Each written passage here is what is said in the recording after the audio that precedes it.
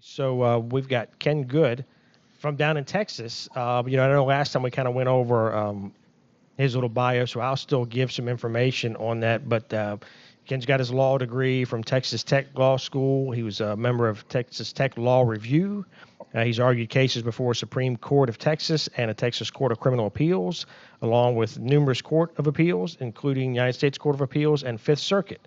Um, so I know he's done a lot of work with bail reform down there, or I guess for that had that big push for bail reform down there. We talked about that last time. Texas was having this big thing where they were apparently arresting folks, but there was really no bail or nothing. They were just, okay, here you're arrested, but go on your day, and we please come back to court. It was a couple localities down there Yeah. that were dealing with that because Texas is by and large a pretty conservative, pretty law and order state, but it does have its localities. It does. And it was going along with a lot of what was going on around the rest of the country with, the criminals are victims.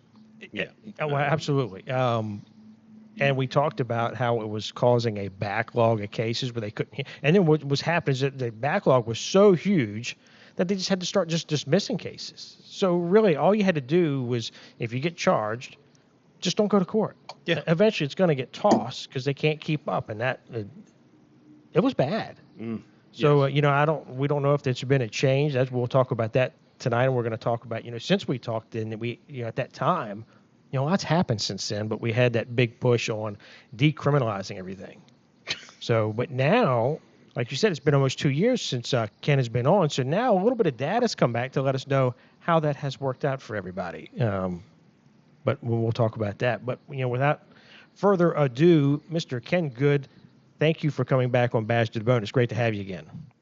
Well, thank you so much for having me. I always like to say, I can't believe blessed enough to be a lawyer, but I'm probably most proud of being a husband and a daughter, a husband and a father of two. But I would have to add to my list. Last night I won a steak cook-off competition, so now Master Chef has to be added to the list. What were you cooking?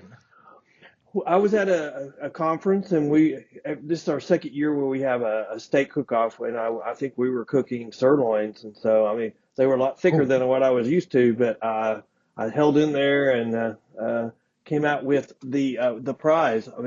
I am very proud of it. Everybody's man, look at that! It's a legit trophy and everything. Absolutely. Wow. Yeah. I made an absolute fool of myself jumping up and down from winning. So, and you should be. That is awesome. Good for you. Congratulations. Well, thank you very much. I was like a little girl jumping up and down screaming like I was at some teeny bopper concert, but over winning a steak cook-off. That is awesome. I'd have been excited too. That's pretty awesome. Good for you. But it's been a minute since we spoke to you, and like I said, I remember we talked about that whole push. Though, so it was a couple jurisdictions trying to reform the whole bail, and has there been a change to that? Has the pendulum started to swing back, or are they still dealing with that issue? Ooh, that's a really good point. So much has happened since 2 years ago, but I would say yes, Harris County is still doing what they're doing, but with some changes. Okay. Every judge that had a contested seat in November lost. So. Oh, wow. But that's right, because you guys elect so in Virginia, we would say like general district court is for your misdemeanors and circuit court is for your felonies by and large. Mm-hmm. Your judges are elected. I don't know if you call it that down there in Texas, but your judges are all elected at all levels. Is that correct? Yes, sir.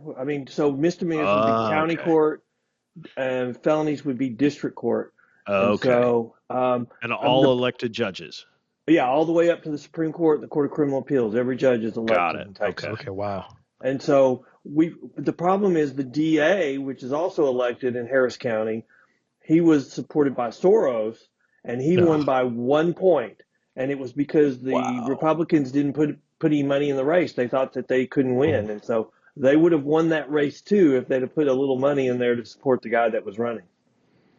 So you had a change in the judges, but your DA really didn't have a change on that side. No, but I will say, with everything else going on, he is probably putting his head down a little bit and trying to seem more moderate because of all of the controversy going on. I think probably the thing that moderated the most was all the judges. Every judge that had an opponent was defeated, or every incumbent.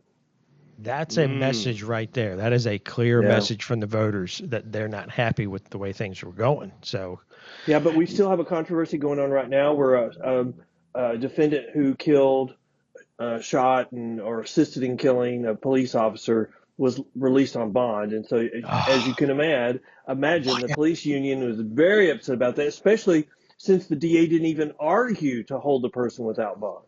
Holy shit. wow. See, and that's So wait a minute. Harris County, just to be clear, because I mean, obviously we're sitting up here in Virginia.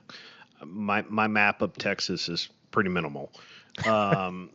Harris County, is that like what's the big locality there? Houston, Okay.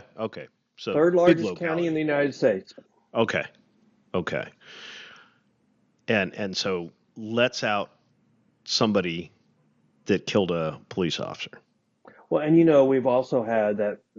We've been in the national news in Houston because this 13-year-old girl snuck out of her house in the middle of the night to go to a convenience store, and she ends up getting uh, taken by two illegal aliens and then tortured, raped, killed over several hours. yeah. I do remember seeing that. Well, and I remember would that. say that, I mean, Harris County, God love them, is still driving bail policy statewide in Texas. So we've got some bills pending at the Texas legislature, which we're in the middle of session to try to address that and to strengthen the criminal justice system. Texas has gone the opposite direction of the country. They've strengthened the criminal justice system, the bail system over the last couple of years.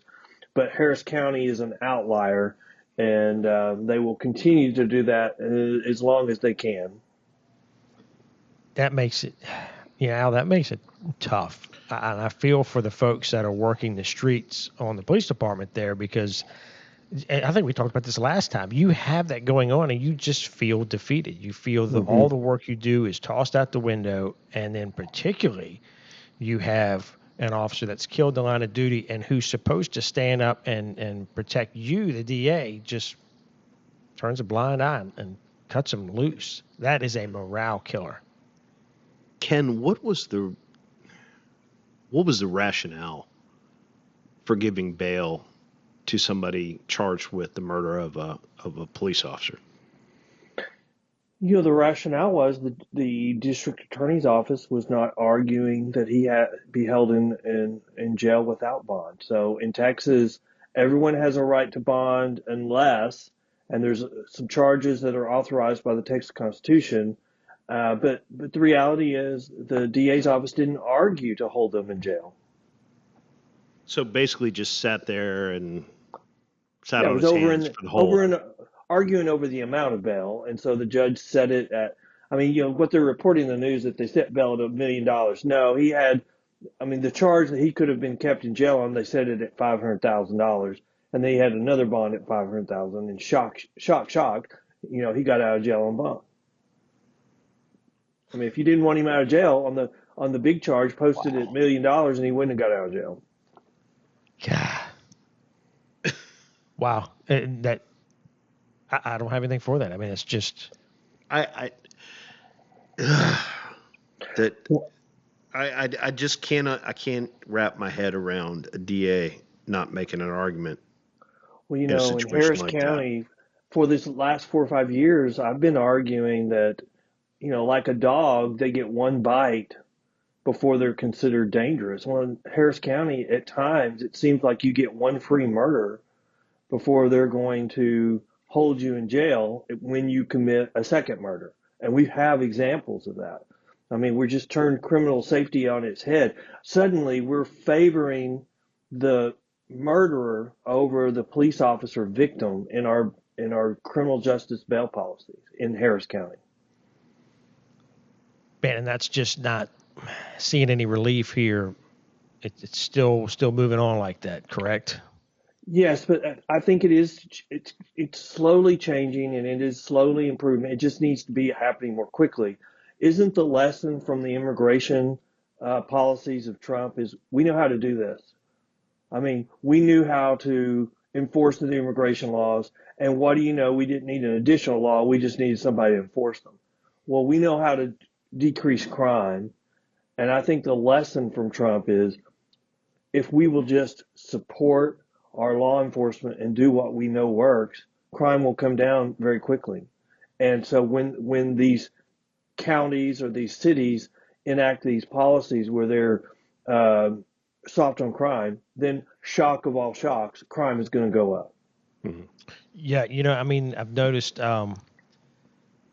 I saw that Austin, Texas, was having issues as well with their DA, and I believe their DA was trying to prosecute some officers there in Mm-hmm. Austin. And from what I understand, the crime there has gotten starting to get out of hand.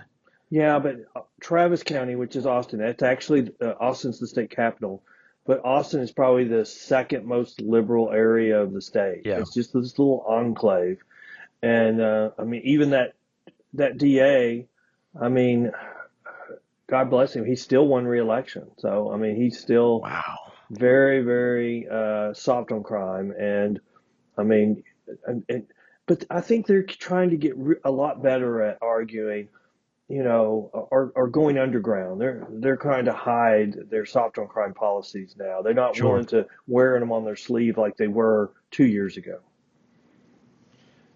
That's hard to do though, because Yeah. yeah, you may say one thing on the campaign trail when you're looking to get elected as a judge, but your record is your record. You know, um, what you do, I mean, it's there in black and white hmm forever.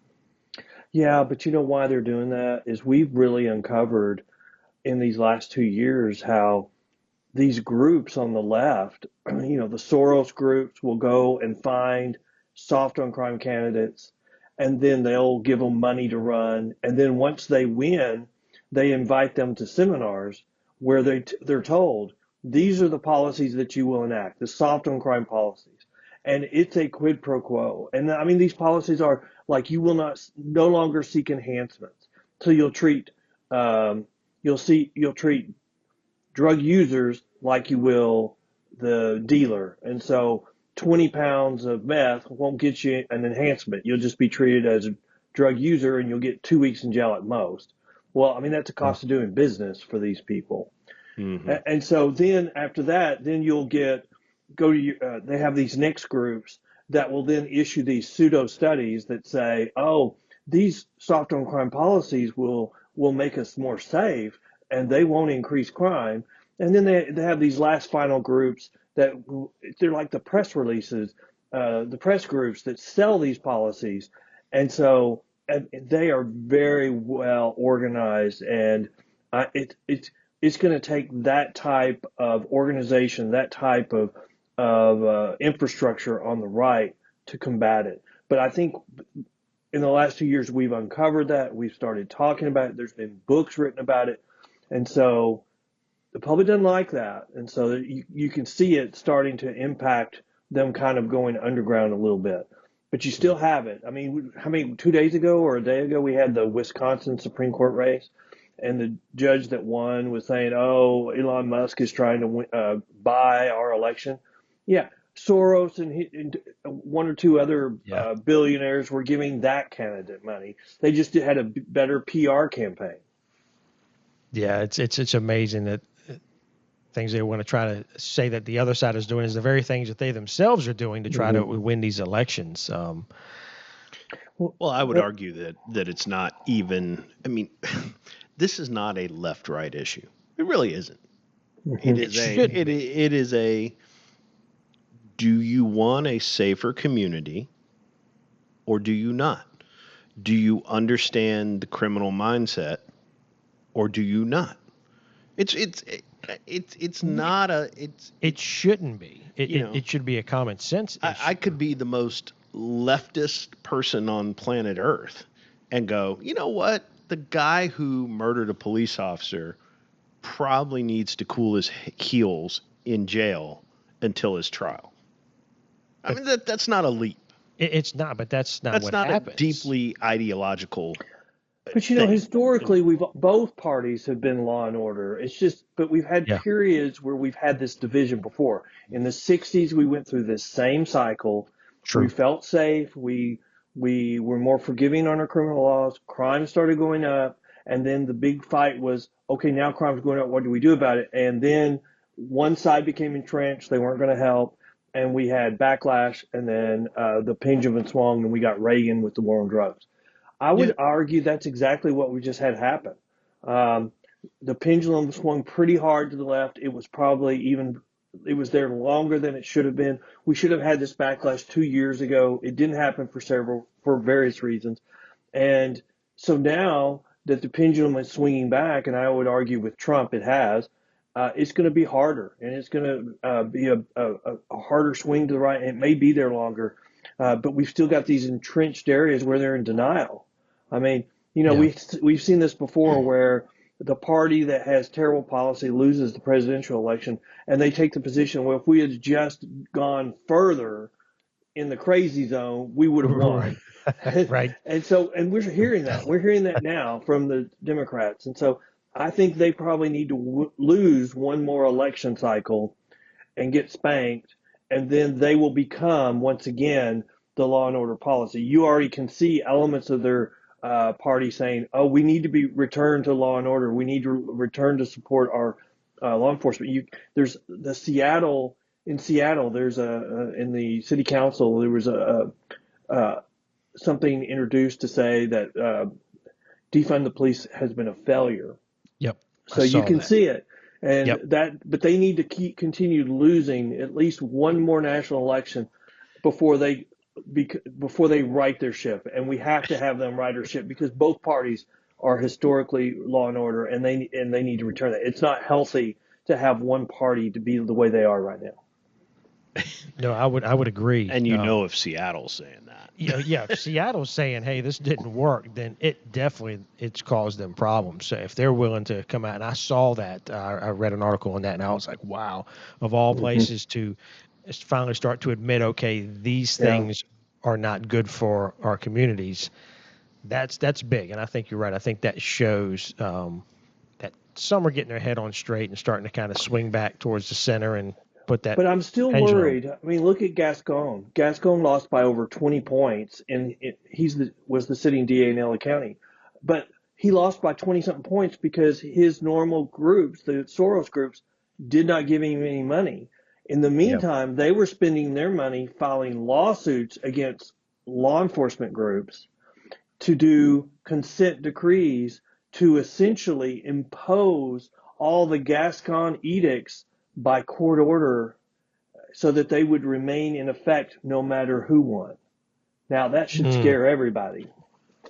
So that's a good point. So let me ask you this, because you have a place like Los Angeles County, which is historically very left of center. Um, but California, even though it's always been pretty left of center, has not always been soft on crime. Mm-hmm. But Gascon comes in, and he's a lunatic. He's just that man was God. But he was so bad that even in an area that is, historically liberal, historically Democrat, they're like, oh my God, this guy has got to go. So, yeah, they're not putting money into it. I get it. But do you think that even if they had put money into it, that it would have swayed the election? No, no, because Gascon, they did a removal petition on him, and the only reason why he wasn't removed a year earlier is because they declared many of the signatures invalid. And so Hmm. I would argue, in my opinion, that there was a manipulation of the system to prolong him as being in office. And so it was just a matter of time. Once they did that, there was no way he was going to survive. But another way in California that they're doing a backdoor uh, enforcement of their bad bail reform is they just don't have the capacity in their jails anymore for additional people. No. And they're refusing to build additional capacity. And so their prison system is capped on how many people can be in it. So anytime you hear, "Oh, we're doing this and it's going to make us safer," the safer part is a lie. We're doing it because we have to reduce the prison population, so we're going to release more criminals, and we're going to say you're going to be more safe. But it's all because they refuse to build additional capacity. I don't know how you sustain that. Well, that's been one of my arguments, that it's not sustainable, and so that's why I Yeah. always have good hope. But I mean, I just did an interview with a former assistant DA in New York over 5 years of New York's bail reform, and they've rolled it back 3 times. But he's arguing, look, the 3 times are just window dressing to make it look like they're doing something, and they're not really doing anything. And he said, you would think the same thing. It's not sustainable, but the people that are in charge are entrenched and they're refusing to do anything. So what do you do? And they're doing the same thing. They want to close Rikers Island, which has an ultimate capacity of 20,000 people, and replace it with a local jails, which will have a capacity of 4 or 5,000. Oh, that's All you got to do is spend 5 minutes in metropolitan New York City and realize that's never going to work. Yeah, that's right. And and if when they finish those regional things and they close, I mean they're never going to be able to close Rikers. I mean that would require a release over current capacity, 2,000 additional people right now to be released over what they're holding after all the bad bail reform. And the crime that we've had right now is going on there is a result of the ones they've released so far. I mean, how many studies there have been that says, and y'all know this, so much of the crime is committed by the same group of people over and yep, over. reoffenders. Yep. Yeah, the reoffenders. I mean, I Yep. like to think of it as in a city, you've got a city within a city, and that really small group commits probably 60% of the crime. And so you could reduce crime by 60% just by holding those people accountable. The problem we have is the gray area between the two cities. Those people are watching what we're doing on criminal justice, and every day, and they're deciding, am I going to be a law-abiding citizen or am I going to follow the criminals?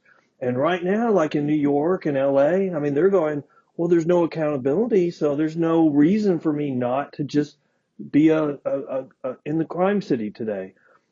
We can influence those people the most and the fastest. And the problem is we're not, and we're not even trying. And I keep coming back to why? Why in these urban cities are we doing these policies? And I think there's a couple of reasons why we're doing it. But I think, y'all know law enforcement is the biggest budget item for a county. And if we can defund the police, or we can say Mm. we're going to save all this money, it's not being saved. It's being moved to, social programs, which is where they want the money to go. And as we're refunding the police, we're not taking that money back from those social programs.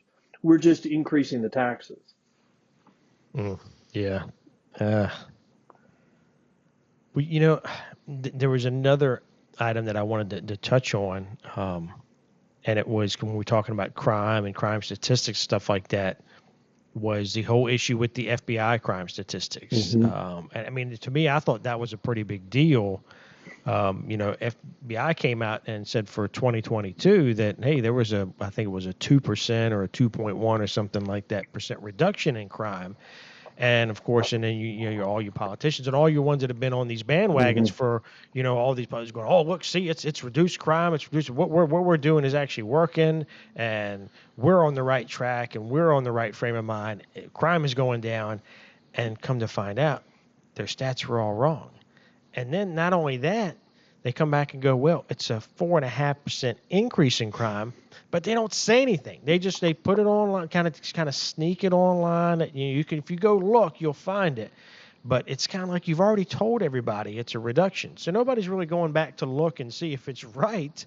Yeah. I mean, if you were a local jurisdiction, if you were a local police department and you put out that you had a 2% crime reduction, and then come to find out that there was a problem with your stats or whatever, and you essentially released misinformation, you would be doing a press release and talking to the public and let them know that we had an error and this is and you would address it. But nothing. It was just, well, let's make this correction and kind of sneak it in there.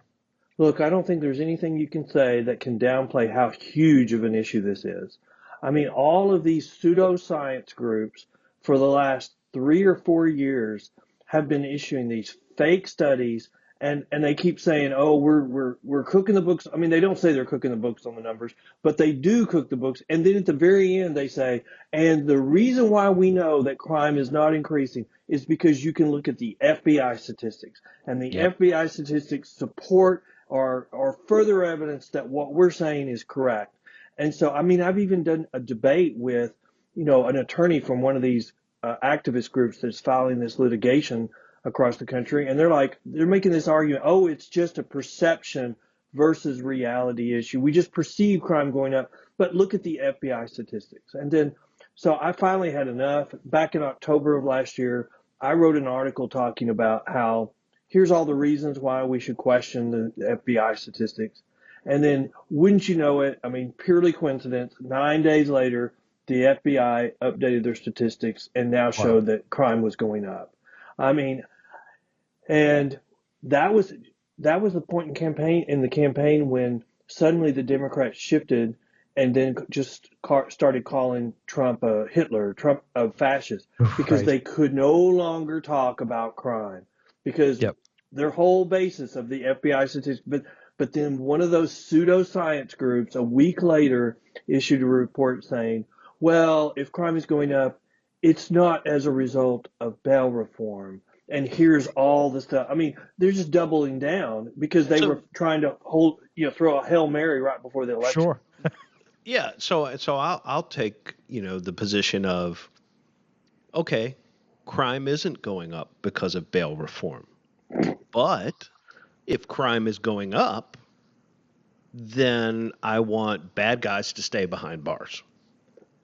It's as simple, Oh, they may not be linked issues, and frankly, oh, I don't care. no, they are linked issues. They're absolutely linked issues. There's data from Yolo County, Texas. I mean, Yolo County, California, where there was a DA and he kept his data during COVID. And so he compared what's the difference between a nonviolent offender who's released on a surety bond versus a nonviolent offender released on just simply release. We just release them. He Recognizance. Yeah, Yeah. yeah. It's just called different things in different states. I think in California it's released on zero bail. New York released on no bond. And in Texas be released on a personal bond. And he found that the difference between those two types of release, that the person that's just simply released in has a 200% greater chance of committing a violent offense in the next 18 months. Now, Wow. I mean, if we have data saying that, why would you ever use simple release unless you had no other choice? Right. That should be pretty clear that it has an effect. I mean, and it just makes sense to me that's the other part of those statistics is those make sense. Those are reasonable. It sounds reasonable that if you have somebody that you're cutting loose that has nothing to, kind of tie them down or kind of Mm-hmm. have some consequences to what they do, then they just feel like, hey man, nothing happens to me. Well, but y'all I know this. I mean, when someone you got two defendants that have been arrested. One is a first time offender. One has been arrested 10 or 12 times for the same offense. Treating these two people the same is freaking crazy. Right. Yep. And Yep. That should never happen. Yep. That but should in our urban never areas, happen. on when we do charge based release, where when if they're charged with this crime, this is the way we treat them, irrespective of how many times they've been released on that for that crime. That's lunacy, and that's why we're getting this trouble in our urban areas. And it just makes common sense that not holding them accountable, they see that as a green light to commit more crime. Yeah, absolutely. Now, So back to on the FBI stats, I don't recall exactly what they said was the reason that they had a discrepancy. There's a whole long story here, but the FBI has been transitioning from one data collection method to a new one, and the new one required all the law enforcement agencies to get new machines or new equipment, and Uh, so even at the very start, when all these pseudoscience groups were relying upon their data, I mean the two largest in law enforcement groups in the country weren't even reporting. So it's going to get more and more. There's going to be more and more discrepancies as more and more law enforcement agencies get the equipment upgrade, and the data just gets updated automatically. I mean, I mean, you could say that's what happens. A couple more places got their new equipment, and so it just automatically updated the system. But I don't believe in coincidences. And I don't believe that just mysteriously happened 1 month or less than a month before the election. I mean, I would say, gosh, if I was the FBI, I would be wanting my true crime statistics to come out before Donald Trump took office, not after. And I was, when that came out, I was like, I think Donald Trump's going to win because I don't think the FBI is playing games. I think they want this stuff to come out now before he takes office instead of after. yeah, I think there's a high likelihood on that. I think the increase, I'm sure you would probably agree, but the increase they're showing, I think that's best case scenario. Oh yeah, yeah, it's I still think the increase incomplete. is way worse. I think Mhm. you're going to find that it's much worse than what even that shows. Did it break it down by crime It type did. category? Yes. It Yep. did. And It did. where But were we seeing the worst but the spikes? problem Violent is, crimes? well, I mean, the problem is since 2019, which was our high water mark for fighting crime, crime's probably Mm. gone up 40% by average. But these groups now like to say, well, over the last 2 years, crime's down 20%. What we're doing is working. And what they don't, ever say is crime's up by, huge numbers from the high water mark on crime or us fighting crime. And so they're just wanting to make the new normal a 20% increase on crime. And then want to push it and make it worse by releasing more criminals because of these these things that they're doing where they are going to artificially limit the number of people that they can have in jail. And that's what's going, I mean, that's just not sustainable. That will either force vigilante justice or we will have to undo these things. Yeah, and you cannot discount the level of disengagement that law Yes. enforcement has had over the last 4 or 5 years, coming Yeah. off George Floyd, um, and the reduction in strength. Yeah. I'm glad you brought that up because, yeah, there's a So how huge does that reduction. affect statistics? Well, It's gonna. and that's why it makes sense that it goes. You can't tell me crime is going down when I know factually that law enforcement, by and large, right now has reduced its proactive efforts significantly because Mm-hmm. officers are worried about doing their job. They're worried about doing their job, worried about am I going to get charged? Am I going to be the next YouTube sensation that's going to destroy my life, even when I did the right thing? Mm-hmm. Or Mm-hmm. I'm going to be like areas like Harris County where I'm out here busting my hump every day and I'm trying to make great arrests and do things for the community, and they're just turning around and cutting them right back loose on the street, and it seems like it's all for nothing. So then it's like, well, I'm just going to push my patrol car around and answer my calls, and I'm not getting out the car unless I have to, and that's what happens. And then you don't have the staff anyway. Yeah. Yeah, you're seeing more and more of that where, I mean, law enforcement does not feel, I mean, it's not that they don't feel loved, they don't feel supported. And Right, in right. our urban areas, they're not being supported. But I think one of the great things from Trump and what I look forward to seeing going forward is the turnaround is going to be so quick in our non-urban areas, and the contrast with the urban areas is going to be so drastic. It can't be hidden. And how are our friends on the left going to react at that point? Because it's going to be pretty stark. and they can only be lied to for so long. And that's true. And do you think that the turnaround in your, like say, your non-urban areas, do you think that turnaround is going to kind of put the pressure on some of these urban areas to start making those changes, where people are going to go, look, these counties and stuff next to us are starting to do well.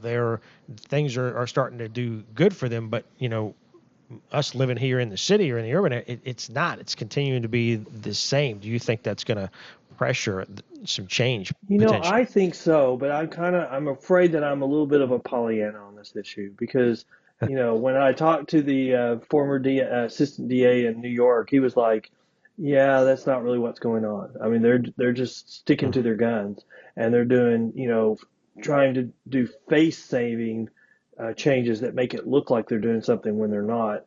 And I Hmm. think we're now in that period of time where they want to appear like they are returning to law and order, but they're really not. And they need to be careful because all that is, we've been through this period where we're covering up, we're censoring things. I mean, right before the election, I posted a story on Facebook about cartels taking over the legal marijuana market in California, and it was immediately deleted. And I'm like, this has got to be a mistake. And Oh so I wow. reposted it and it immediately got deleted again. And so being the Pollyanna person I am or law enforcement guy, I just thought, well, maybe I was fooled. Maybe this was a fake story. But then you started hearing Trump talk about it. And then you find out that they're censoring those types of things. And then after the election, they quit. I was able to do not only post the story, but then do a podcast with the author of the story, highlighting how the legal marijuana trade is being taken over by the cartels. And then we've had all this discussion about with Trump about how that's taking place, and he's designated those groups as terrorist groups. So, I mean, the cover up of this information, the censure of this information, has been, I think, a lot worse than we ever thought. And as it comes out, the backlash from it will be bigger than it would have been if they had not covered it up. Yeah, I think you're right on that. I think when people start discovering the things that have been hidden from them, it always makes it worse. It always makes it worse when you cover it up. Hmm. I mean, that's what happens when my daughter does it, even if it's over a grade when she was in school, That's and that's what happens when you do it to the public. right, Nobody stands right, for the cover up. right. No, everybody wants to be treated with the truth. Give me the information and let me make the decision on what I think about it, not spoon feed me what you want me to think. So that definitely needs to come around, and hopefully it is. But okay, but that's one of the issues that I'm hoping that y'all can help me with understanding. Why? Why do we have to cover up what what the truth is? Why do we have to lie to the public? And why is it especially a problem in our urban areas that we have decided to favor the criminal over the victim and have this Ooh, debate over crazy crap? Uh, I mean, I'm what going to do you need to have an pour opinion? another drink for that one. uh, you, I mean, all right. Yeah, you Fuck it. We'll just go down the rabbit hole. People people get very accustomed to their worldview, I think. I mean, if we're really going to explore this issue, you know, people get accustomed to their worldview, how they see things, and how they see things is many times reality, even if it isn't, right? Mhm, mhm, And I think you have a segment of society that still takes this, it's kind of a twofold position, right? You know, the oppressed versus the oppressor argument, mhm, mhm. which we've, academia has played this out over a number of different scenarios, but we the cops are the oppressor and the offender is the oppressed. And if they were not oppressed, they would not be offending, et Mhm, cetera, et mhm, cetera. mhm, So they are the victim, right? And I think there's a lot of people. I think, even very well intentioned people, right? People that, good people that have this mindset. Well, let me give you a situation and ask you what you think about it, because I think it plays real well with what you're saying. But there was a period of time where we every 6 months before every national election, we had a Hmm. scandal, and we would have protests for some alleged mistreatment of some minority, and we would Hmm. have this whole debate. Oh, you are being mistreated, and you need to get angry, and you need to come out and vote in Hmm. larger numbers. And it worked for a period of time. But Hmm. I Yep. think these groups that you mentioned discovered that it was just political rhetoric. It was just political rhetoric. You would come out and vote in higher numbers, you would get your people elected, and then nothing would change. And so what happened was those groups started voting for the true believers of those positions. And so we've gone through a period where we've enacted the crazies, I would say. From my viewpoint, I consider their positions the crazies. And now we've got to the point where we can't have that scandal 6 months before election because it's happened so long that we will now have a backlash to the backlash. But we still have the crazies that we have to ferret out of the system, and they're continuing to do a lot of damage. It's kind of like they've created a mob and now they've lost control of the mob. What do you think about that? Maybe. I I was mean, hoping for more than maybe. I was like, gosh, Ken, I you're a don't I don't know. genius. uh, I I I don't know. I mean, well, I think there is a lot to that though, because I do believe that a lot of that has happened where you've got this mob group stuff, and then now they've just kind of snowballed, and Hmm. and now we can't get that ball to stop rolling. We can't slow it down. It's gotten out of hand, I and but see, okay, all right. So what you're saying, Ken, with respect, that sounds a little conspiratorial to me, I right? agree, it And does. I agree. I am loath, as a couple of my friends will tell you, because it's a very annoying trait. A trait of mine is I kind of reject conspiracy a lot, but but what Denny was saying, people get they're going to believe what they want to believe, right? So if I believe that the offender is the victim, right? I believe this in my core, no matter how wrongheaded I actually am, right? Hmm. But I believe this. It people have beliefs that are that strong and that ingrained. It takes an awful lot to beat it out of them, right? It really does. People don't want to turn around and go, yeah, shit, maybe I was too soft on crime. And you know, I give this example. Like a very good old friend of mine lives in Metro Seattle or area, and he is, God bless him, so far left he's like fallen over the edge, right? Politically, right? He is left of left. I want to give him a hammer and sickle for his birthday. Um, and last time I saw him was last summer.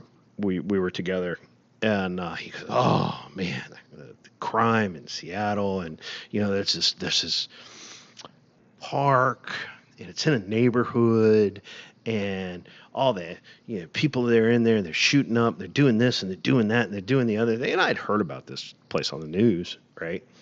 And I'd read a couple articles on it, and I'm like, yeah, wow, yeah, so crime's bad. He's like, oh man, I don't know how I got that. I'm like, that sounds terrible. I mean, he so my point is he is complaining about this, right? Yeah. And it is really like he's recognizing it, Hmm. but he cannot put his ingrained beliefs and ideologies to the side just enough to make room for yeah, maybe we've been a little too soft on crime. Yeah, I think that's a good point. But we've been through this before, like we've already said in the 60s. And the people that called for change, the first ones, were the minority pastors in our urban cities because they saw what those policies were doing to their parishioners, especially their young men. And so I would say that that's where it's going to come from again. Probably the reason why it's been delayed is now we've uncovered all this U.S. aid where we're giving payoffs to people to stop them from realizing that these policies are not working. I know that's still a little conspiracy, but I think we've uncovered enough of that where we can say that's what's taking place. And again, I think that will impact the backlash, and so it will be stronger. And I think the backlash is just starting right now. Um, I think to kind of address what you said about, a little bit too conspiratorial. I think every 6 months before a national election, I don't think that's conspiratorial. I think that was a national campaign strategy that was being used and used effectively. I just think it's run its course, but we'll see. I think time is always the best truth teller, and but I will say if we don't recognize the mistakes of our past, then we will continue to make them today. And I think that's what we've done. We've committed the same mistakes of the 60s, but the pendulum swung so much harder to the left because of all the money and the coordination to sustain it longer than it should have been sustained. I think the big scandal here is these pseudoscience groups cooking the books. And I think they're vulnerable to just outright manipulation allegations. Yeah, I think you're right. I think that is a huge, I don't want to say a threat, but a huge danger is all those fake numbers, fake statistics that people are seeing and they're taking it to be truth.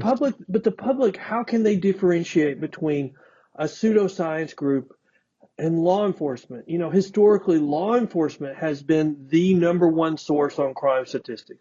We're just coming out of a period where these pseudoscience groups are saying, "Don't believe y'all. Y'all Right. are law enforcement. So Yep. obviously you're suspect because you're the biggest budget item in the county and you're just wanting to increase that." I mean, the public doesn't know who to believe. And Right. historically, y'all's numbers are the most accurate. And the time period that we've just been through, I would say, proves that once again, those are the most accurate numbers. Yep. I think you're right. They are. They always will be. And this is something that I'll harp on law enforcement for, even as somebody who did an entire career in it. We're terrible about advocating for ourselves and speaking up. And so the agencies, I don't care if it's FBI or NYPD or Mayberry PD, you have the bully pulpit, right? I agree with You're the that. one who can get out there, call all the news outlets in your area and go, hey, we're having a presser at 3 p.m. on the courthouse steps. And they'll show up. Hmm. And so this is where the individual agencies, again, from the FBI on down, have to use that bully pulpit and say, no, this is what it is. But This is what it really is. we need more coordination. I mean, if we're going to allow these billionaires to throw money at these types of policies and set up these groups, then we're going to have the coordination on the opposite side with the truth. And we've got to do a better job, and we've got to get a system in place. And I know that those are in discussions, but I would really say the difference in the Wisconsin race that just finished was we have the right wing groups being new and don't have the sophistication of the groups that are supporting the other side of the argument, and that will improve with time. But I just don't like to see our elections determined by billionaires throwing money at different sides of the same issue. We need to get that money out of the election, but until we figure out how to do that, this is where we are. Yeah, I think you're right. I think you're right. We'll have to see how it shakes out, but Ken, I know we've been going for a while. It's been so great to have you on. Um, I think we'll have to try to see if we can't let some time pass and we link up again as things progress on and see what changes, if and see if the pendulum truly does start to swing back the other way. But like you say, time is the teller of it. Well, I And think the next big thing is the midterm election. If yep, the Republicans hold the House, um, then Katie bar the door on Trump's final 2 years, and he will probably be one of the most consequential presidents of our lifetimes. If the Democrats take the House, then you probably should anticipate him being impeached for a third time or a fourth time, whatever it is. He'll set a record of impeachments because they'll be doing everything they can to harm him to prevent him from pushing these things that he's doing so well. I think that there is no other president, there's no other candidate that we've ever had in our history that could have withstood what Trump has gone through. I think he is going to. Somebody made a good point the other day. They were saying, for the rest of your life and my life, we're going to be watching movies about Trump's rise to power and getting reelected president, and then whatever he does during this time. I mean, history would say the only other person to ever do this is Grover Cleveland, and he ended his second term with record low public support. And yep. so the question is whether Trump is going to learn the lessons of that, and so we'll see. We will absolutely see. If he fights crime, immigration, and does what he's been doing, they're going to pull out all the stops. And so Yeah. the story's not finished being written on that. It'll be interesting to see where it goes. But we've already seen a dramatic impact on immigration, and so I do believe we'll see a dramatic impact on crime as well. I agree with that. I think crime will see that huge impact, which will be good. But man, thank you so much for coming Thanks, on guys. again. It's great to Sure. see you, and congratulations on your Master Chef. Oh I'm yeah, still super proud. Let me see that thing again. Look yeah. at that, Al. Look at this. Doesn't That that just is, I mean, this that is goes. impressive. That guy, the That. guy that holds this must know how to cook a steak. Oh yeah, yeah, absolutely. I mean, to hell with his law degree. He cooked a hell of a sirloin. Right, man. That is just fantastic. All right, guys. Well, it was good to see you, and I hope you are doing well. Yep, you as well, and you take care. Thank you, Okay. Ken. Bye, guys.